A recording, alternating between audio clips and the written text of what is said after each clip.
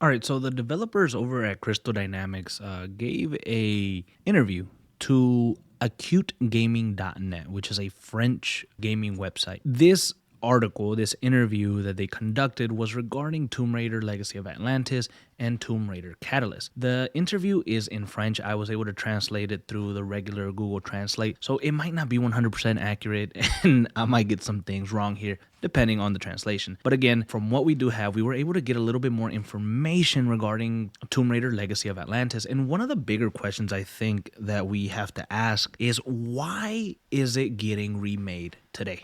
Why is a game that released in 1996 got remade in 2007 with Tomb Raider Anniversary and then got remastered in 2024 for the PS5 being remade again in 2026? It is the same story of Atlantis. It is the same story of the pursuit for the Scion. It is the same story of Lara and her debut appearance. So I think some people might be wondering that. Some people might be confused, especially with the unified timeline that we got going on now. How does it work? Why would these games be considered part of that unified timeline that's going on? And I think the simple answer to this, and truly, like, you could just watch up to this point and wrap it up. The simple answer is that Tomb Raider Legacy of Atlantis needed to be remade to fit this unified timeline. Tomb Raider Legacy of Atlantis basically serves as the next game after Shadow of the Tomb Raider. It's basically the next game after the Survivor trilogy, and it needed to be remade to be able to fit the unified timeline and continue the story from there. This also opens the door for a similar remake of Tomb Raider 2 and Tomb Raider 3 that will fit in line with this unified timeline. With Tomb Raider Legacy of Atlantis, you're able to rewrite some of her origins, you're able to fix some of the dates, you're able to make it fit into this timeline that we're now on, which is, again, the unified timeline. So it needed to be remade. And since Square Enix got rid of Tomb Raider and they sold it to Amazon Game Studios, Crystal Dynamics is in partnership with them. And it feels like this partnership is the beginning of something new. It's like a partnership that Amazon wanted to come out right off the gate with something strong, something powerful, and kind of announced themselves. And Tomb Raider Legacy of Atlantis allows them to do that. They reimagine Lara Croft's debut from 1996, and this is going to be the definitive way of playing it. Now, during this interview with acutegaming.net, they talk a little bit about why they remade the game and how this is different, why it needed to be remade. So according to this article, it states here that Tomb Raider Legacy of Atlantis, which will be released in 2026, is developed jointly by Crystal Dynamics and Flying Wild Hog. The game will take us back to the quest for a mysterious artifact well known to fans of the franchise, the Scion, closely linked to the people of Atlantis, in a story retold following the 2007 Tomb Raider Anniversary remake, but this time with a completely modern twist. Now, when 2007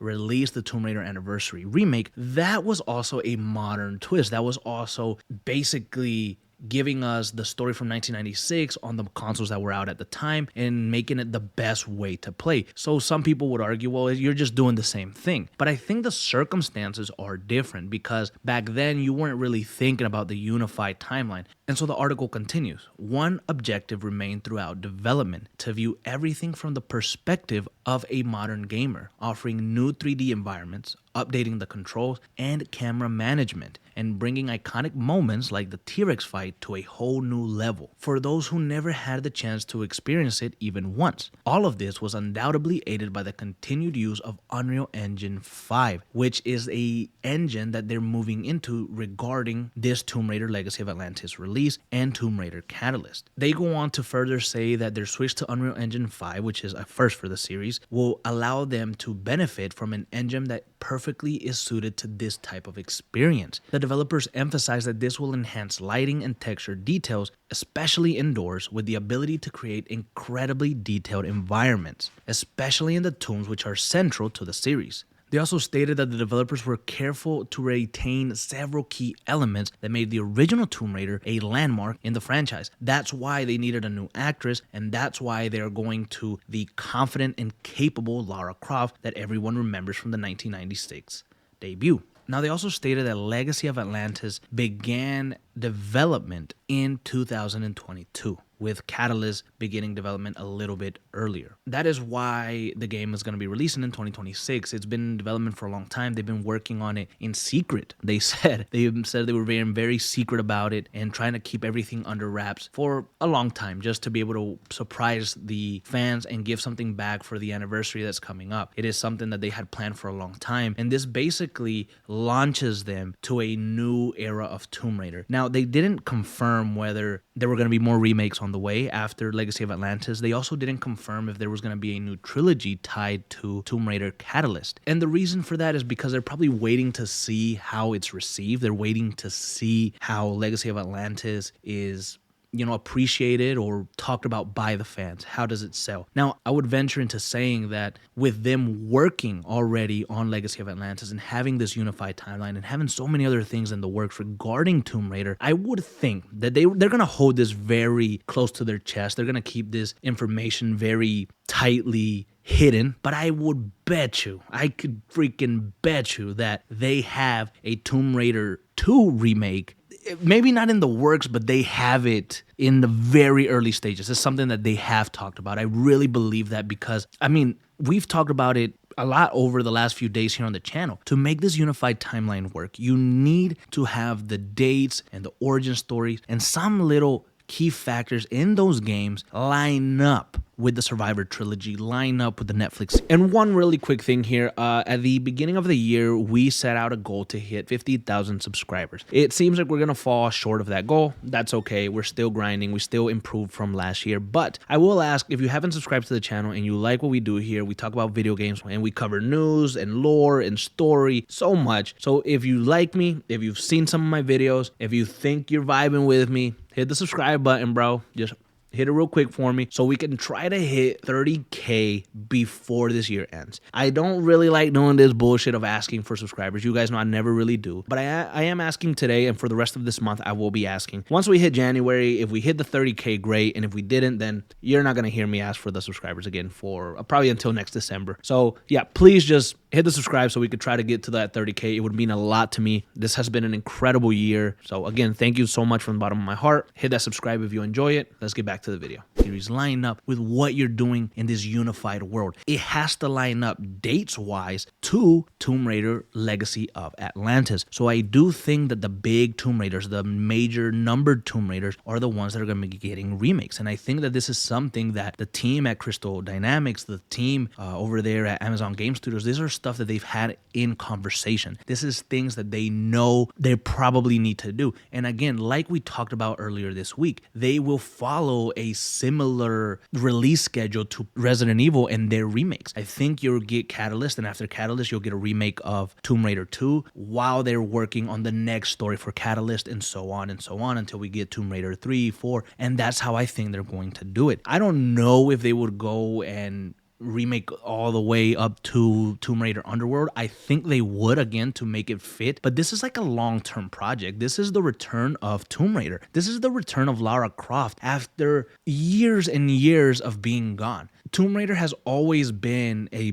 big franchise. It's always been a franchise that is beloved by fans for many different reasons. But to not have it be a part of gaming for such a long time, it's really hard because you're missing one of the heavy hitters of video games. Tomb Raider, the name Lara Croft, I'm not saying that it was forgotten, but it was in the back burner for a really long time. So this remake, this new adventure that they're diving into is going to bring Lara Croft back to so many fans of the old games, so many fans of the Survivor games, and so many brand new fans that have never played a Tomb Raider in their life, but they've heard the stories of it. So Tomb Raider making this return is massive. It's huge. And the money involved in this is going to be very much because, again, Tomb Raider sells. And so with all that being said, Tomb Raider 2 and 3 remakes are almost undoubtedly going to be happening as well. So that's why Tomb Raider 1996 needed another remake, because this time the remake is the launch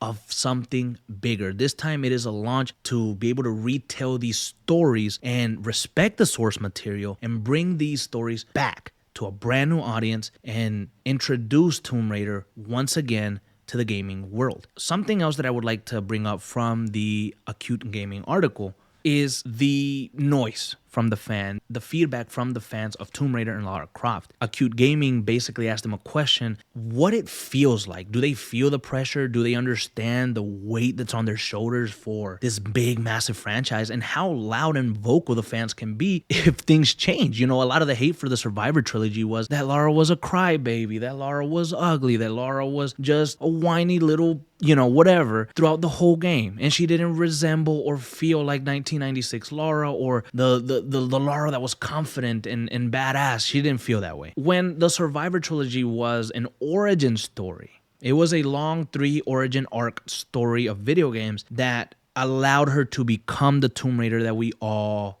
know and love, or the ones that you guys know and love. So that received a lot of criticism, and obviously with that criticism there was a lot of pressure. Well, is Tomb Raider ever going to be the same? If you've only played the Survivor trilogy, you don't really know Tomb Raider. You see how it divides the fan base, and it causes this big, massive discussion. And so the question that Acute Gaming asked was, is there a kind of pressure involved in remaking a game as iconic as the first Tomb Raider? Which they went on to reply, oh yes, we listen very carefully to our fans, the public, the players, and ask them, how can we use what we've learned, what we're doing, and how can we take it to the next level? So there's enormous pressure to be both respectful and keep that iconic core that has allowed this character to endure for so long. This entire golden book contains what we've done and what we aspire to do, always striving to be better each time to maintain that legacy. So they're very careful in wording that the legacy of Tomb Raider is something that they want to keep intact. The story of Tomb Raider isn't something that they necessarily want to change, but just make it fit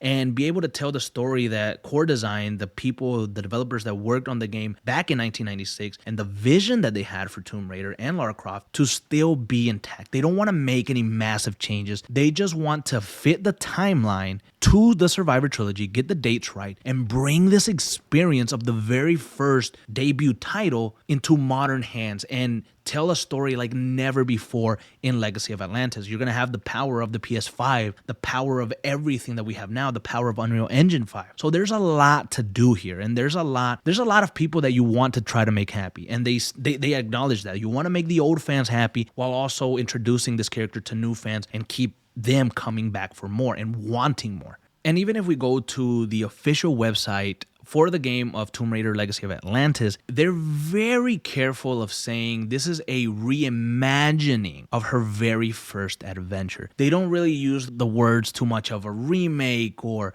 retelling the story in a new way or something. No, they want to keep the core feeling of Tomb Raider. They want to keep the core feeling of Lara Croft. What 1996 did, they want to keep that, but just bring it and reimagine it with all the new technology that they have. So that is why, again, I think Tomb Raider Legacy of Atlantis, Tomb Raider 1, Tomb Raider 1996, Tomb Raider Anniversary, whatever you want to call it, had to be remade. It was a pivotal thing that needed to be done to be able to allow Tomb Raider, Lara Croft, Crystal Dynamics, Amazon Game Studios to push and go forward with the next chapter in Tomb Raider's life, in the legacy of Tomb Raider. So I'm very, very excited for this. Now, during this interview, they also talk about Tomb Raider Catalyst, and they talk about the work that they've done and how Tomb Raider Catalyst takes place many years after Underworld, and it finds Tomb Raider in a brand new story, doing something that we've never seen her before. She has taken the experience of everything that she's learned, and she is now putting it to use in this brand new story. So if you want to know more about that, I will leave the link to the article down in the comments below so you can go and read it fully and get a little bit